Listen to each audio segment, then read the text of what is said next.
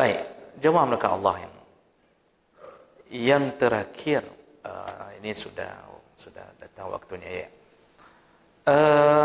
Satu hal yang terakhir, karena kita cuma punya kesempatan sekali lagi.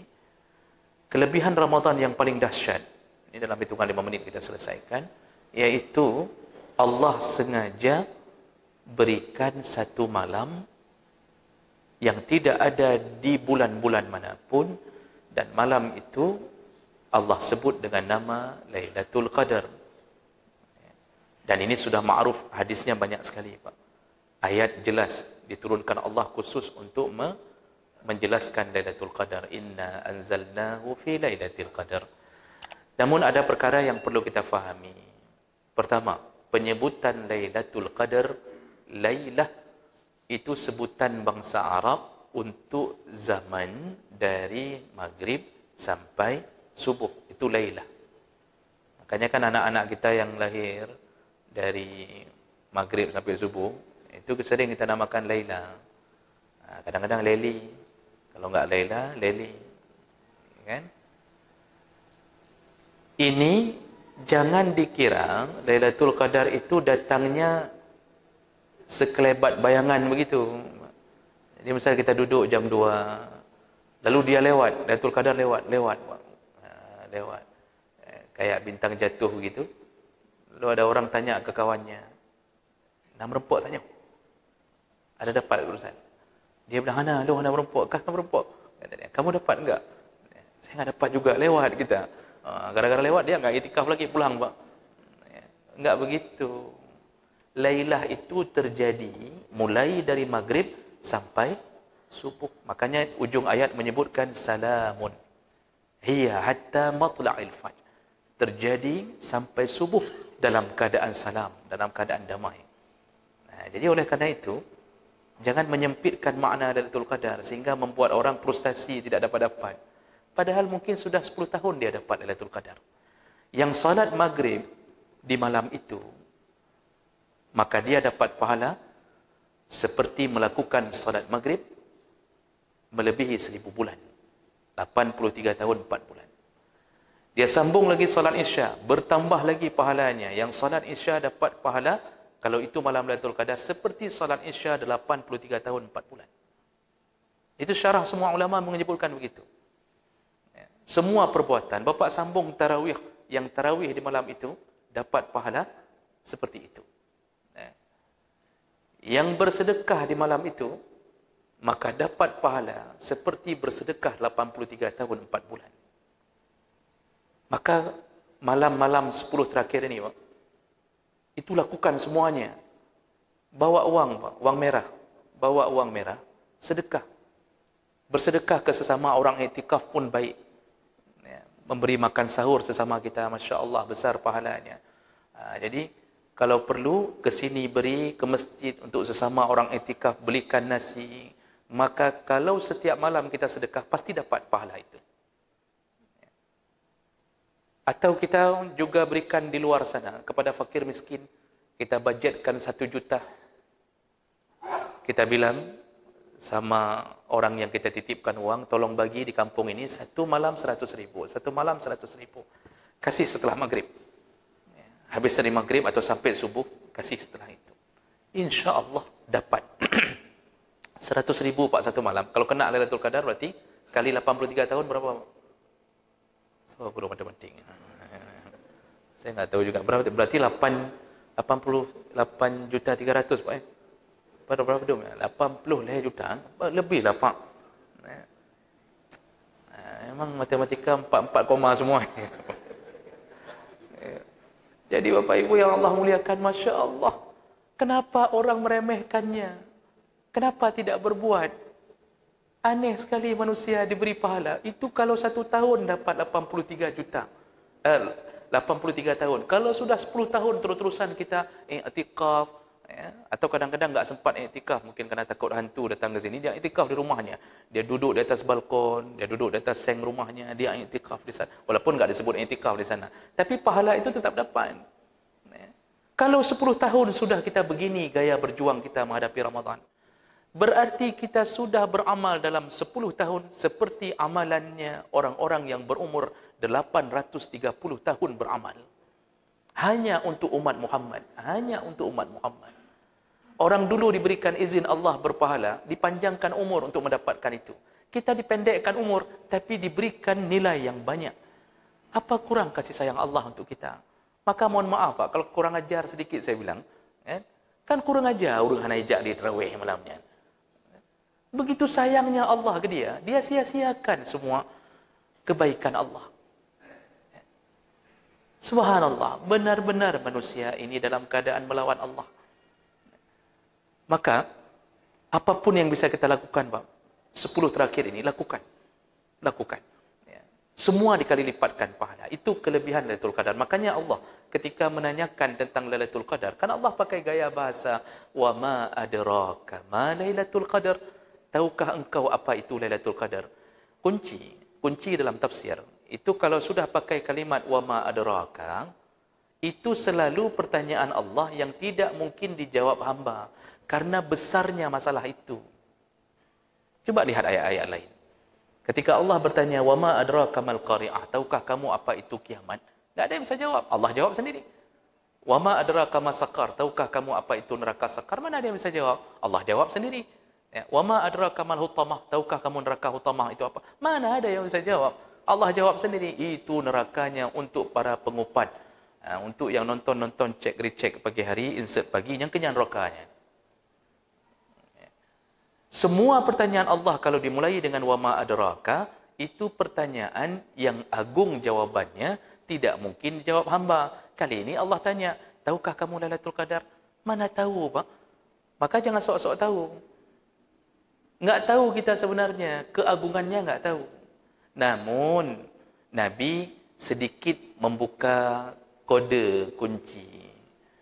Artinya Lailatul Qadar itu ciri-cirinya kalau malam tenang, sejuk. Dalam hadis yang panjang disebutkan dia agak hujan rintik-rintik kadang-kadang. Tapi pagi harinya matahari keluar dalam keadaan malas bersinar. Nah, itu ciri-ciri yang dibongkar Nabi sedikit. Namun kalau kita tanya, yang tahu yang begitu siapa? Ya Nabi. Kita malam 21 dingin, hujan rintik-rintik.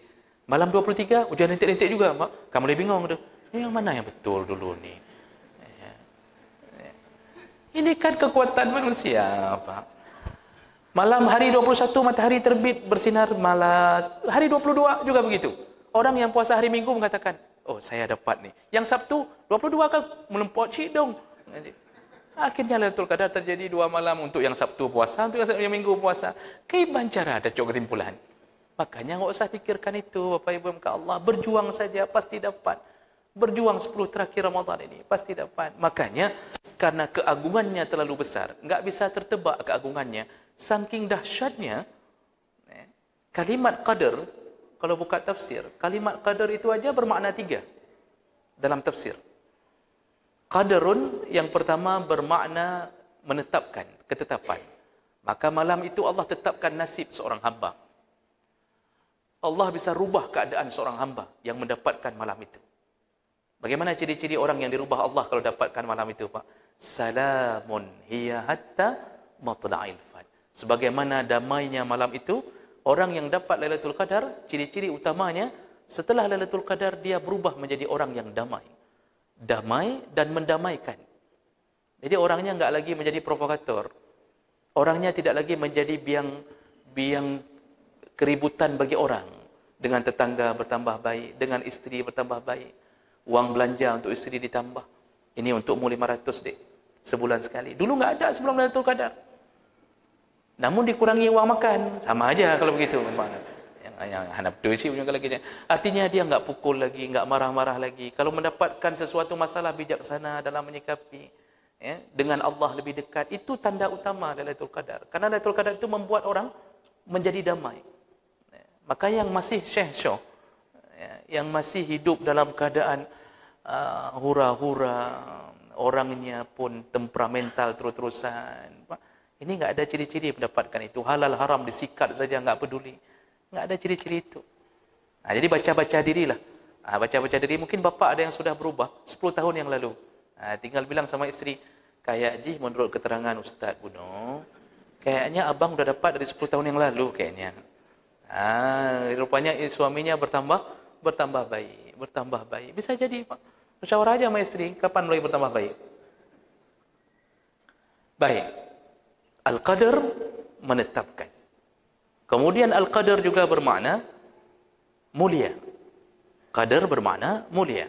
Maka malam itu penuh dengan kemuliaan. Coba lihat bahasa Allah. Tatanazzalul malaikatu warruh. Malaikat turun dipimpin oleh Jibril. Malaikat kalau sudah turun kerjanya apa, Pak? Coba lihat semua hadis. Kalau malaikat sudah turun, dia bawa dorongan berbuat jahat atau membawa dorongan berbuat baik? Malaikat selalu membawa dorongan berbuat baik. Maka dalam hadis riwayat Muslim disebutkan, kita keluar dari rumah, di pintu rumah. Di luar pintu rumah itu berdiri dua rayah, dua bendera. Satu bendera dipegang syaitan, satu bendera dipegang malaikat. Kalau kita keluar dengan keinginan berbuat baik, langsung malaikat mengibarkan benderanya. Dituntun kita, diberi pahala, dibisik-bisik. Misalnya kita mau mengunjungi orang sakit ni, Pak. Itu kita ada bendera malaikat yang menaungi kita. Dituntun sampai ke rumah sakit. Kemudian pulang lagi. Semua didoakan malaikat. Ada masalah di jalan, dibisik oleh malaikat. Udah, tak usah peduli kali. Lanjutkan saja ke rumah sakit. Bergesek mobil sedikit, udah, tak usah peduli kali. Nanti aja kita bawa ke polisi. Pokoknya enggak terlalu hancur-hancuran hidup. Itu dorongan malaikat. Malaikat kalau sudah berbisik, pasti baik. Ada paku di jalan. Kalau malaikat berbisik, apa yang dibisikkan?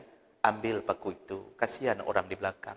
Ada lubang di jalan, beli semen, tambahlah lubang. Ada orang miskin lewat. Malaikat mendorong tu miskin lewat. Kesempatan, keluarkan uang dompetmu. Itu bisikan malaikat. Makanya malam itu mulia. Malaikat memohon ampun. Itu contoh kemuliaan paling kecil pada malam itu. Dan makna Al-Qadar yang ketiga, yaitu sempit.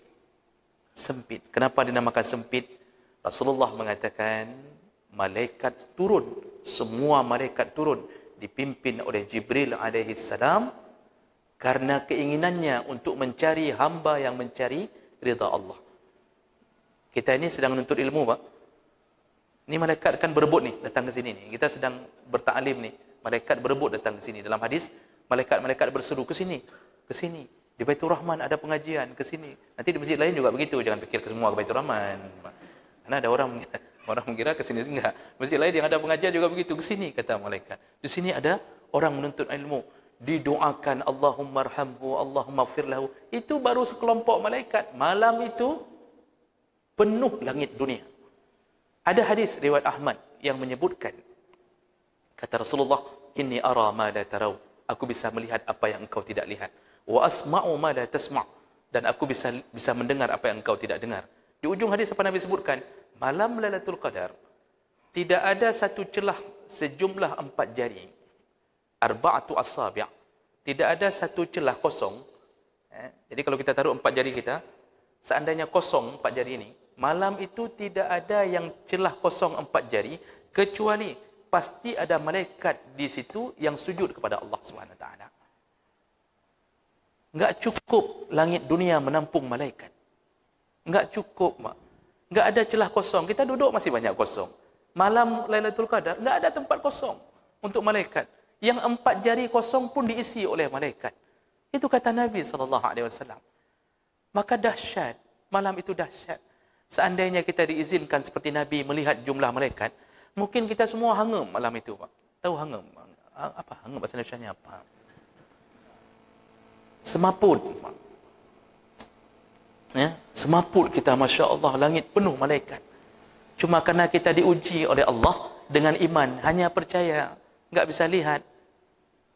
Semua mendoakan kita, memohon kebaikan untuk kita. Allah ampunkan segala dosa. Maka jangan jangan lemah semangat. Teruslah berjuang. Ini yang makin hebat berjuang, yang sudah jenggot-jenggot putih. Kat putih-putih, baju-baju, berjuang luar biasa. Yang muda-muda, Masya Allah. Apalagi dengan bukber itu. Bukber dari maghrib sampai pagi. Bukber. Bukbernya. Ini kan neraka bersama itu. Jadi jemaah melakukan Allah, oleh karena itu mari kita raih kemuliaan Ramadan. Baik.